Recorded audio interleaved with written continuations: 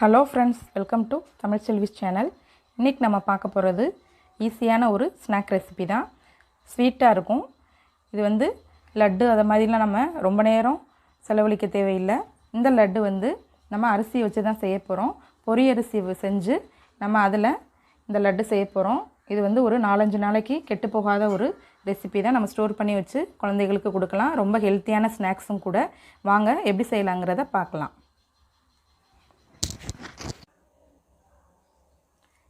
கடாய் heat பண்ணிக்கலாம்.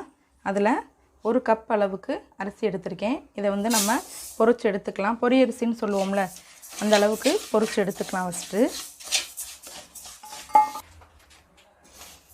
அரிசி லைட்டாக பொரிய ஆரம்பிச்சிருச்சு. இன்னும் மிச்ச அரிசியும் பொரியணும். இது நீங்கள் சாப்பாட்டுக்கு யூஸ் பண்ணுற எந்த அரிசியாக இருந்தாலுமே எடுத்து பொரியரிசி பண்ணி எடுத்துக்கலாம். அரிசி நல்லா பொரிஞ்சு வந்துருச்சு. இந்த கலரில் வந்தோடையும் ஸ்டவ் ஆஃப் பண்ணிக்கோங்க. இதை நல்லா ஒரு பிளேட்டுக்கு மாற்றி ஆற விட்டுறலாம். இது நல்லா ஆறணும். ஆறுனதுக்கப்புறமா நம்ம மிக்ஸி ஜாரில் சேர்த்து ட்ரையாக பவுடர் பண்ணிக்கலாம். 1 கப் அரிசி எடுத்தோம். அதுக்கு இந்த அளவு சின்ன கப்பில் 3/4 கப் அளவுக்கு தேங்காய் எடுத்துருக்கோம்.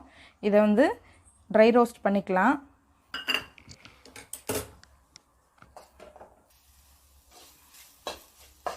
கொஞ்சம் ஈரப்பதம் போகிற அளவுக்கு லைட்டாக ட்ரை ரோஸ்ட் பண்ணிக்கலாம்.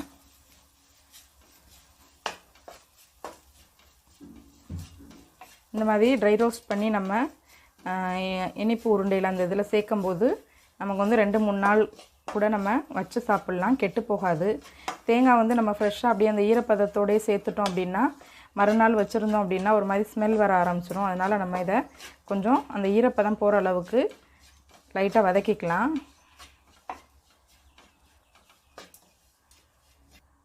இந்த ஈரப்பதம் போய் ட்ரை ஆயிடுச்சு. இப்போ எடுத்துக்கலாம். தேங்காவை ட்ரை ரோஸ்ட் பண்ணிவிட்டு அதுக்கப்புறம் நம்ம முந்திரி பருப்பும் போட்டு ரோஸ்ட் பண்ணிக்கலாம்.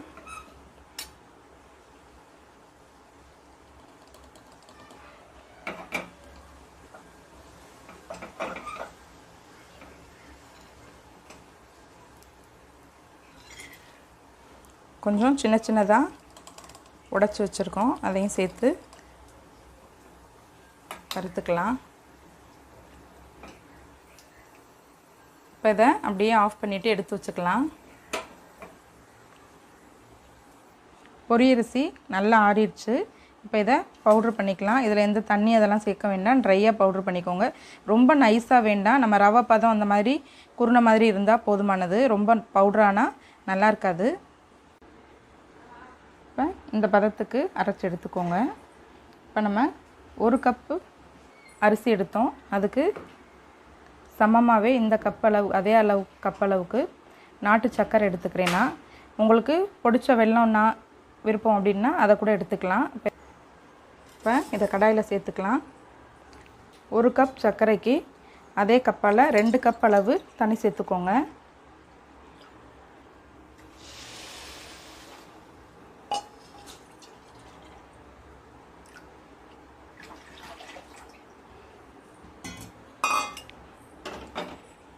இது பாகு பதம்லாம் வர தேவையில்லை. நல்லா கரைஞ்சா போதுமானது.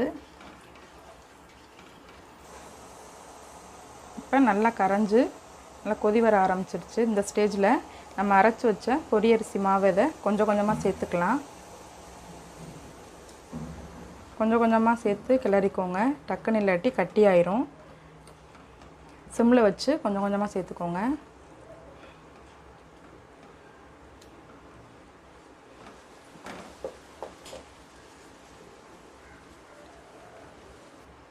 இப்போ நல்லா கெட்டியாக ஆரம்பிச்சிருச்சு. இந்த நேரத்தில் நம்ம எடுத்து வச்ச தேங்காவை அதோட சேர்த்துக்கலாம்.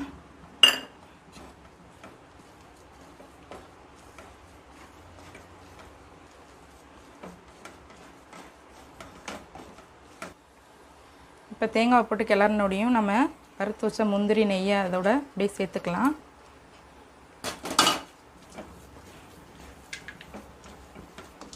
நல்லா சேர்த்து கிளறிக்கோங்க.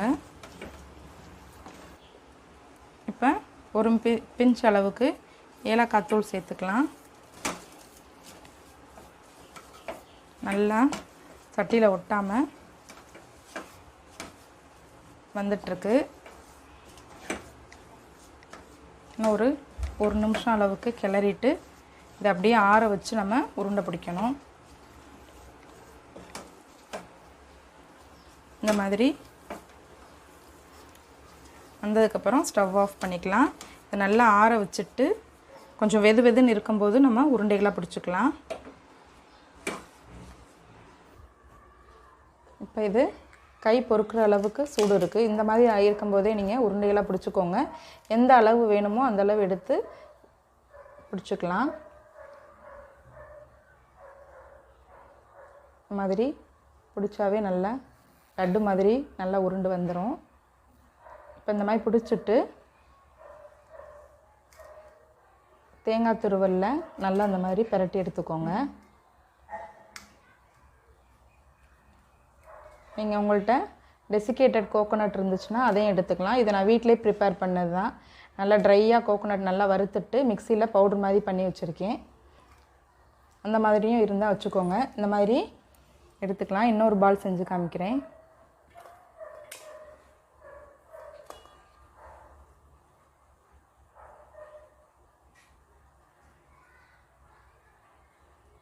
இந்த மாதிரி பிடிச்சிட்டு இதில் போட்டு இந்த மாதிரி பரட்டி விட்டோம் அப்படின்னா எல்லா பக்கத்துமே நல்லா அந்த கோகோனட் வந்து ஒட்டிடும். சாப்பிட்றதுக்கு ரொம்பவே டேஸ்டியாக இருக்கும். இந்த மாதிரி எடுத்து வச்சுக்கலாம். இந்த மாதிரி எல்லா உருண்டைகளுமே பிடிச்சி எடுத்துக்கலாம். நம்மளுடைய பொரி அரிசி இனிப்பு உருண்டை அல்லது இனிப்பு லட்டு ரெடி ஆயிடுச்சு. நீங்களும் ஒரு தடவை ட்ரை பண்ணி பாருங்கள். டேஸ்ட் ரொம்பவே சூப்பராக இருக்கும். இந்த உருண்டைக்கு நம்ம அரிசியிலேருந்து தேங்காய் எல்லாமே வதக்கி செய்கிறதுனால நம்ம வச்சு கூட இதை வந்து 5-6 நாளைக்கு கூட வச்சு கூட சாப்பிட்லாம். எல்லாத்தையும் நம்ம வறுத்து தான் சேர்த்துருக்கோம். அதனால் நீங்கள் ஸ்டோர் பண்ணி குழந்தைகளுக்கு கொடுக்கலாம். இன்றைக்குள்ள டிப்ஸ் என்னென்னா, நம்ம கடுகு உளுந்த பருப்பு தாளிக்கும் போது மேலே படபடன்னு தெறிக்க ஆரம்பிச்சிடும். அந்த மாதிரி தெறிக்காமல் இருக்கிறதுக்கு நீங்கள் கடுகு உளுந்த பருப்பை போட்ட நிமிஷம் ஒரு பிஞ்ச் அளவுக்கு மஞ்சள் தூள் அதில் சேர்த்துட்டிங்க அப்படின்னா கடுகு உளுந்த பருப்பு மேலே வர தெரிச்சு வராது. இந்த டிப்ஸ் உங்களுக்கு ரொம்பவே யூஸ்ஃபுல்லாக இருக்கும். ஒரு முறை நீங்கள் ட்ரை பண்ணி பாருங்கள். இந்த வீடியோ பிடிச்சிருந்துச்சுன்னா லைக் பண்ணுங்கள், ஷேர் பண்ணுங்கள், மறக்காமல் சப்ஸ்கிரைப் பண்ணுங்கள். தேங்க்ஸ் ஃபார் வாட்சிங்.